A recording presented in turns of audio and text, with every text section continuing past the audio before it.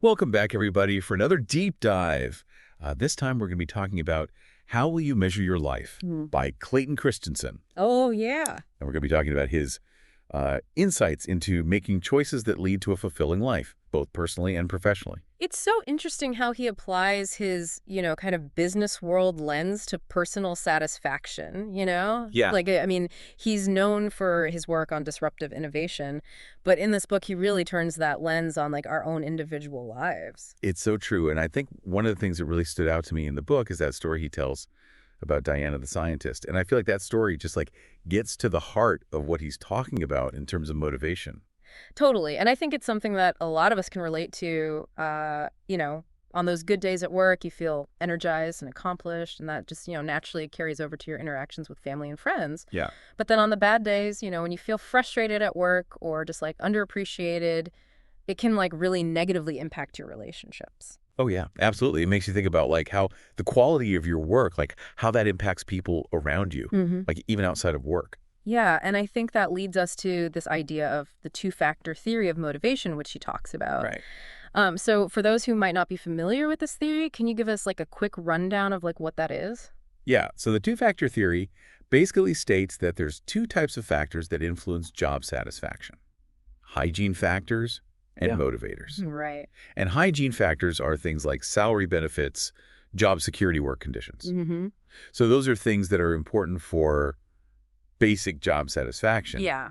But they don't necessarily lead to high levels of motivation or engagement. Yeah. It's almost like they're the foundation, Yeah. but not the actual structure of a house. Right, exactly. Yeah. And then motivators, on the other hand, are the things that really engage us and inspire us. Things like challenging work opportunities for growth recognition, a sense of achievement and responsibility. And these are what made Diana, feel so fulfilled and energized on her good days at the lab. Totally. So it's for all of us listening, are we driven more by those hygiene factors or by the motivators? Right. What would it take for us to feel like Diana did on her good days at the lab? And I guess, how can we create that environment for ourselves and the people we work with? Yeah, that's a great question. And Christensen takes these motivational principles and applies them to our career paths, too. Yeah, he talks about deliberate strategies and emergent strategies. Yeah. This kind of reminds me of how I even ended up in this chair as a podcast host. Yeah. I originally wanted to be a journalist. Okay. And I was on the path to doing that. And then life just kind of took an unexpected turn.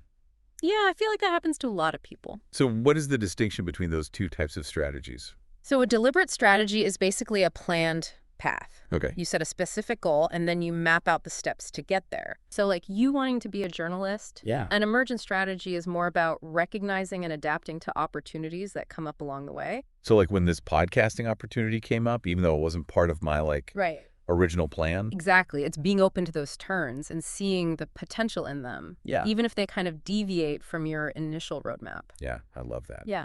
And so to be successful, whether you're pursuing a deliberate or an emergent strategy, right, you need certain capabilities. Yeah, and Christensen actually uses this kind of stark example to illustrate this. Yeah, tell me about that. He talks about Dell outsourcing key components to ASUS, which ultimately led to ASUS becoming a competitor in the computer market. Right.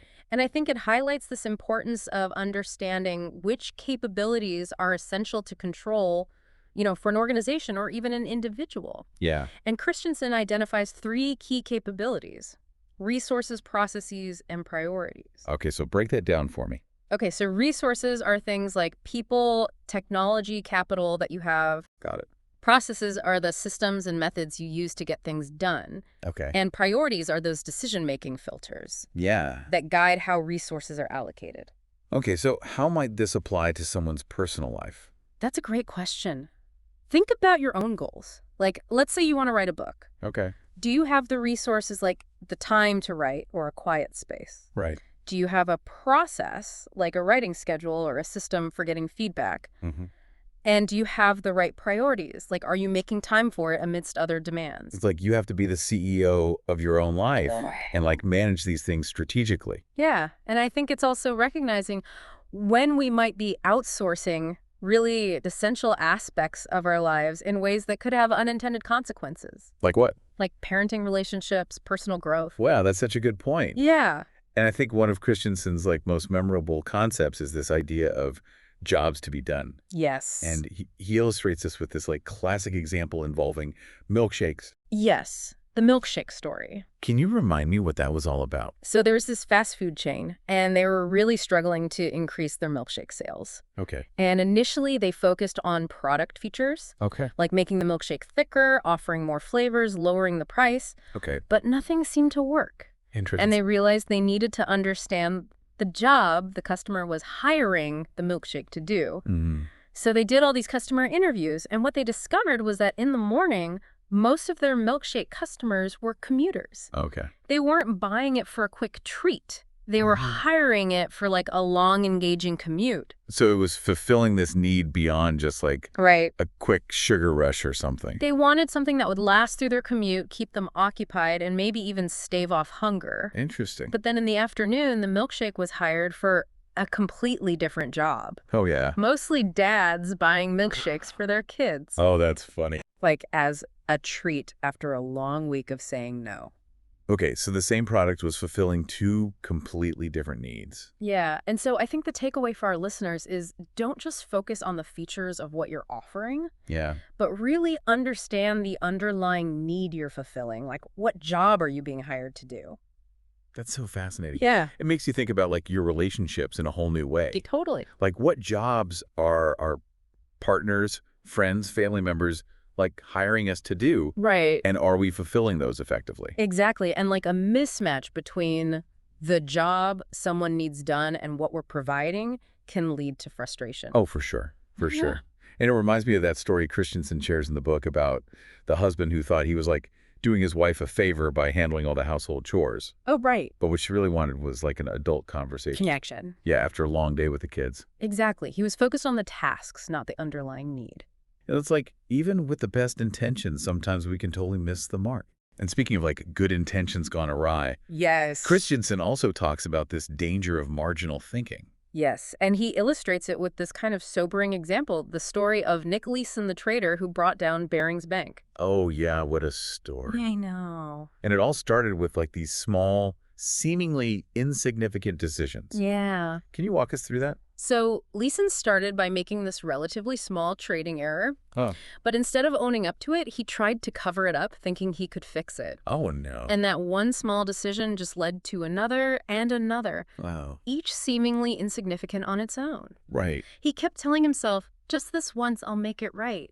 Oh boy. But his attempts to cover up his initial mistake led to bigger and riskier bets. Right. And the whole thing spiraled out of control. Yeah, it's like that saying, the only way to eat an elephant is one bite at a time. Right. And those seemingly insignificant choices can accumulate and have this huge impact. And Christensen argues that this applies to our personal lives just as much as business decisions. Absolutely. Like we're constantly tempted to apply marginal thinking in our relationships, our commitments, even our own personal values. We tell ourselves, it's just one little white lie, or I'll skip the gym just this once. Right. Or I'll let this one slide. And all those just this once moments can add up and lead to behaviors we never intended. So how do we guard against this like slippery slope? Well, Christensen stresses the importance of drawing a clear line in the sand, Okay. deciding what we stand for, and then having the discipline to stick to our principles, Yeah. even when faced with tempting exceptions. I feel like he shares a personal story about this, doesn't he? No. Something about a basketball championship. Yes, he was a young man, and he had made this commitment to never play basketball on Sundays. Okay. It was his day of religious observance. Okay. And then his university team made it to the championship game, Oh. which was scheduled on a Sunday. Okay.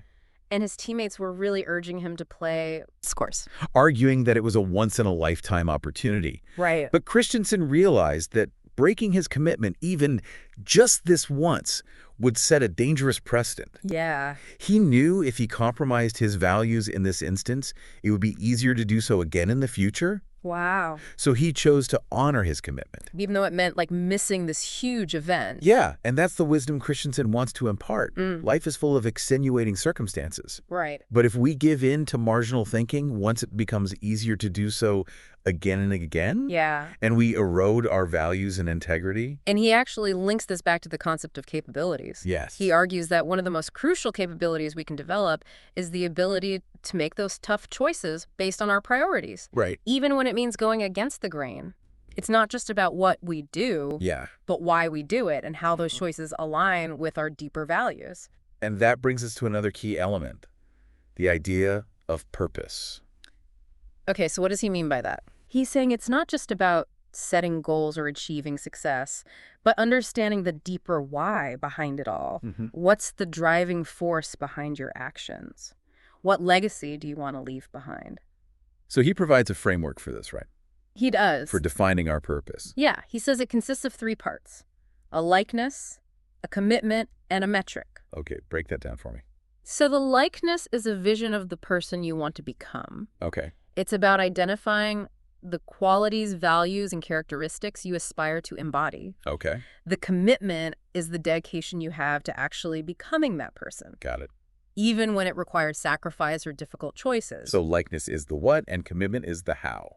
You could say that. Okay. And then the metric is how you measure your progress. Yeah. How do you know if you're living in alignment with your purpose? Yeah. What tangible signs or indicators tell you you're on the right track? So it's like having this compass to guide your decisions, Yeah. big and small, ensuring you're moving in a direction that aligns with your values. But like, how do we actually put this into practice? Like, how do we figure out our own likeness commitment and metric? Well, Christensen actually walks us through his own personal journey of discovering his purpose. Interesting. And he talks about how his family, his faith, and his belief in the power of management all contributed to shaping the likeness of the person he wanted to become. So his purpose was rooted in his core values. Exactly. And his commitment was forged through experiences like studying at Oxford, where he had to prioritize his faith even when it was inconvenient or unpopular. Interesting. This reinforced his dedication to living in accordance with his values. Wow. And so how did he measure his progress? He realized that his metric wasn't about worldly achievements, but about the impact he had on others, Wow. the lives he touched and helped to improve. Okay, so it's about connecting our daily actions to a larger sense of meaning and contribution, Right.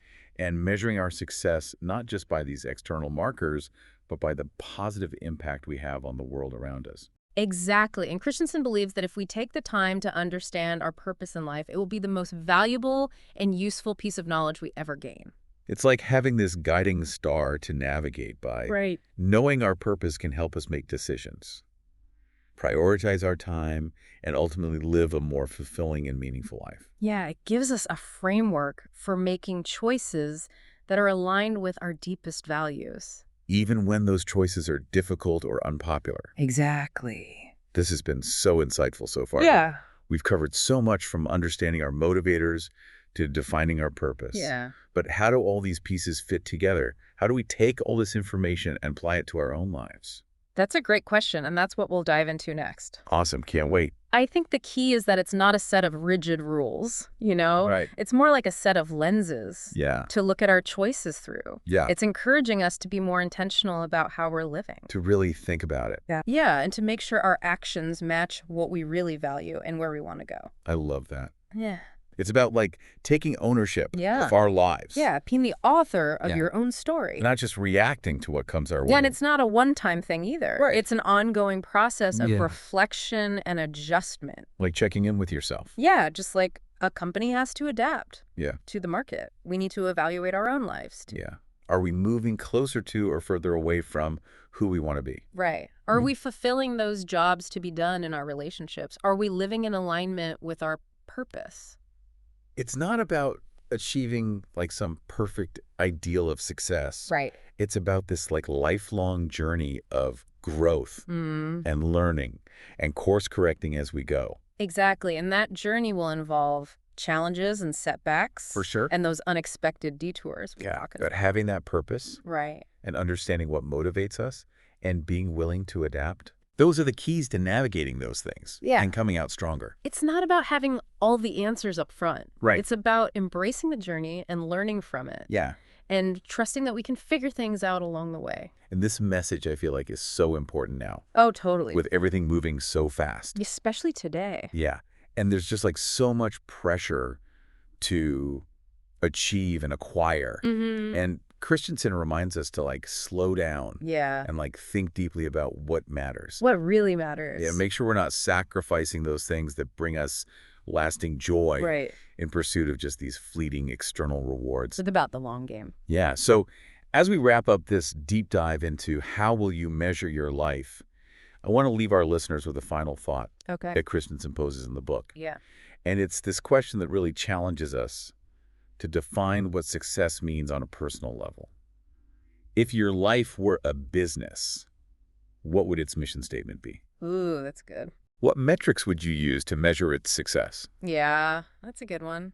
It makes you think outside of just achievements or possessions. What legacy do we want to leave behind? Right. What impact do we want to have? What kind of person do we want to be remembered as? It's about defining success on our own terms, Yeah. in a way that aligns with our own unique purpose and values. And it's something we should be revisiting as we move through life, Yeah. making sure our choices are lining up with where we want to go.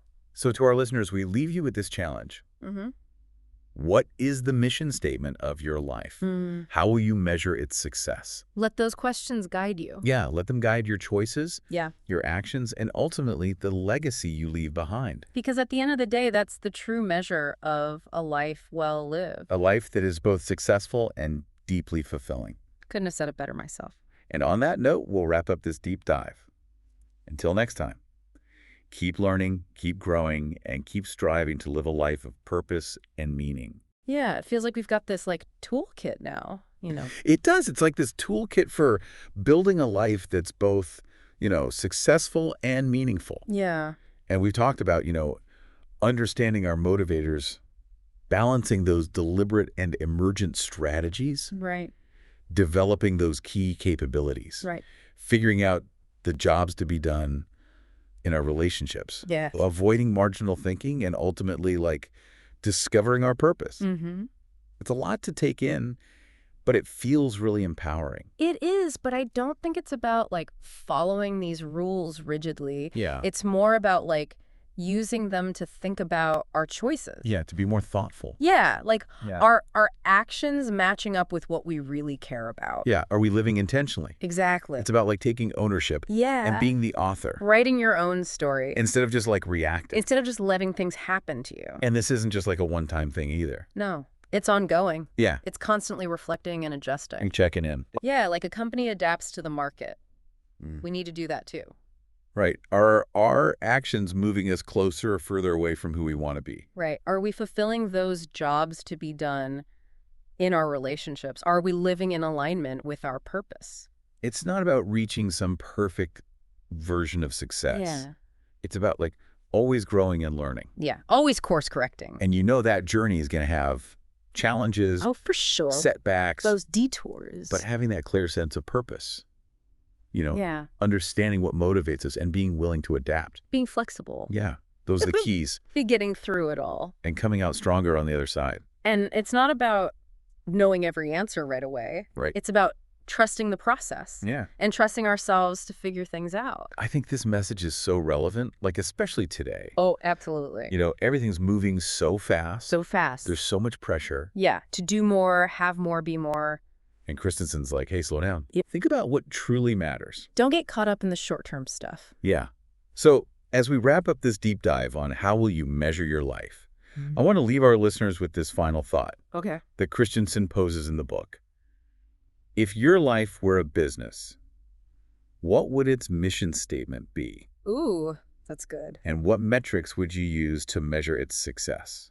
It's a great way to think outside of traditional measures of success. Yeah, what legacy do we want to leave behind? Mm-hmm. What impact do we want to have on the world? What do we want people to remember about us It's about defining success in our own way in a way that's true to you? that aligns with our own purpose and values. And I think it's something we should revisit at different points in our lives. Yeah, make sure we're still on track. Yeah, exactly. So to our listeners, we challenge you. What is the mission statement of your life? Yeah. How do you define success? Let those questions guide your choices, your actions, and ultimately the legacy you leave behind. Because that's what really matters in the end. A life that is both successful and deeply fulfilling. I love that. And on that note, we'll wrap up this deep dive. It's been a pleasure. Until next time, keep learning, keep growing, and keep striving to live a life of purpose and meaning.